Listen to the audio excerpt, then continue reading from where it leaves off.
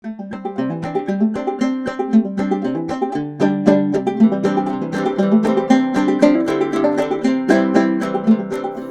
to Civil War Digital Digest. I'm Will. Well, the day is growing long and the light is going down, and it's just beautiful here in Winchester, Virginia, and I'm in a wonderful green space with my old friend Keven Walker, who's the executive director of the Shenandoah Valley Battlefield Foundation, and his foundation talks about a much larger area here. Keven, introduce us to the larger area by telling us the smaller area. This is one of my favorite locations in the entire National Historic District.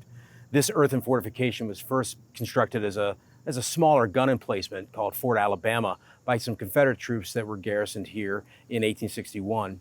By 1863, this entire area is swarming with Federals.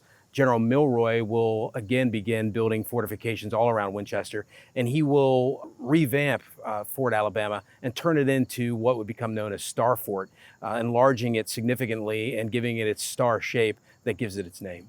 Wonderful. Well, I'm looking forward to doing some stuff in the future with you guys on this, because my love of 19th century fortifications, things I see in brick and mortar, I actually see the shapes and the positions even here left in the earthwork and the dirt 160 years later. We'd love for you to come back and do some preservation work and help us learn a little bit more about this fort, Will.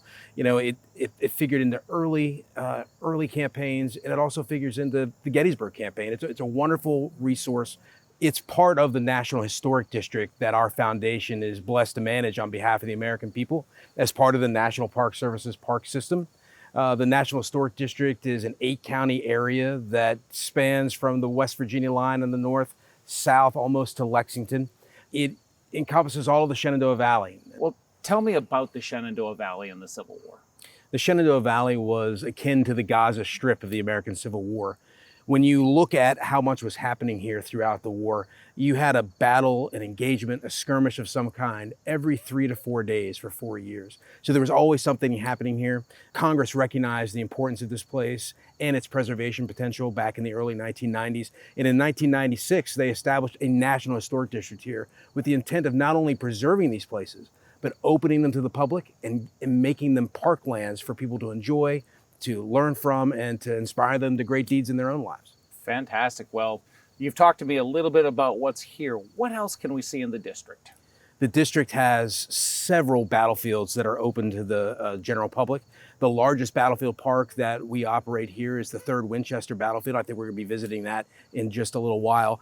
It doesn't matter whether you're in Winchester or whether you're in Harrisonburg or Stanton. We have battlefield parks, battlefield hiking experiences, miles of battlefield trails, interpretive signage, orientation centers, a visitor center, all for you to enjoy and to learn from when you visit the Shenandoah Valley. One of the great things we use as a word and a watch phrase in Civil War Digital Digest is connection. To some people, connection to history is certainly learning about the battles in the fields. For somebody who's not as big into the battles but loves the era, what else could we find here in the Valley? Listen, this place is unbelievably rife with historic sites from headquarters locations, museums, wonderful collections. The National Historic District has a collection of artifacts and historic objects that are second to none in this part of the country. So there's wonderful things to see. There's wonderful restaurants, great wineries, and so it's a great experience for the entire family. You can come and immerse yourself in history, walk the streets that are just teeming with the stories from the Civil War, and also have wonderful things to eat, wonderful things to drink, great children's museums. It's just a wonderful place to visit. Well, we'll take off in just a second. We'll jump over and we'll go from the Star Fort here to the other side of town to 3rd Winchester and see some stuff you guys have been working specifically and really hard on. Let me ask you this, though. So many stories here. What's Keven Walker's favorite story? What's the touchstone here?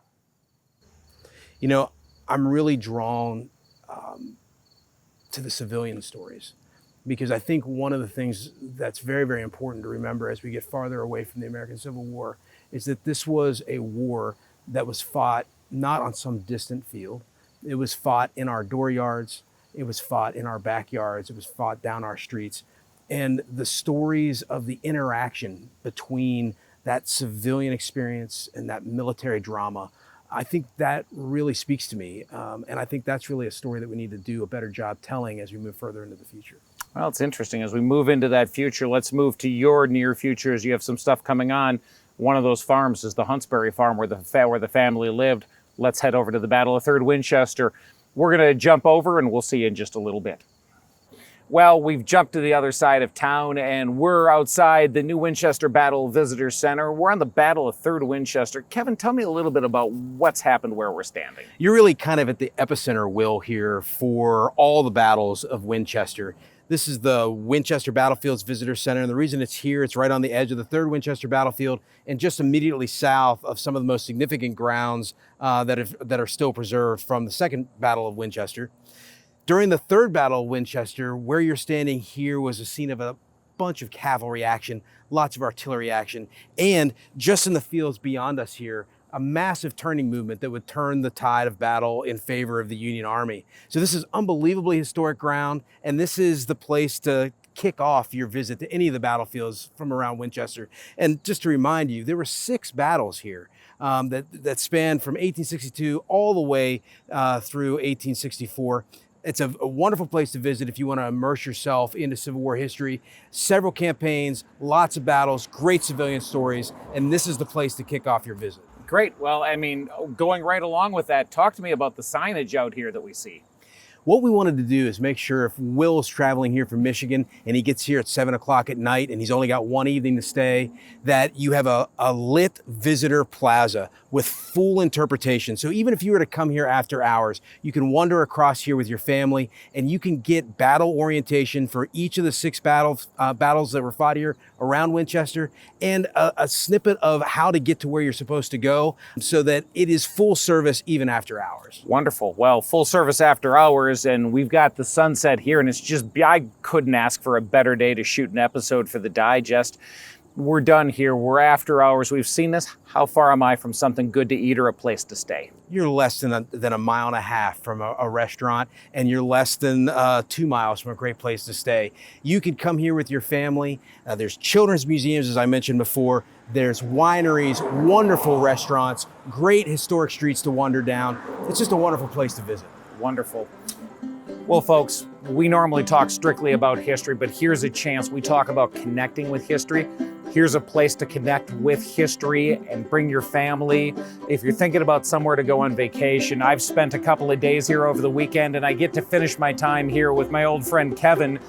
But now I think about bringing my family back and the green fields and the wonderful sunset. We've had some great meals here in the area. Come check out the Shenandoah Valley as a place to visit, as a place to connect to history. We'll see you in a couple of weeks.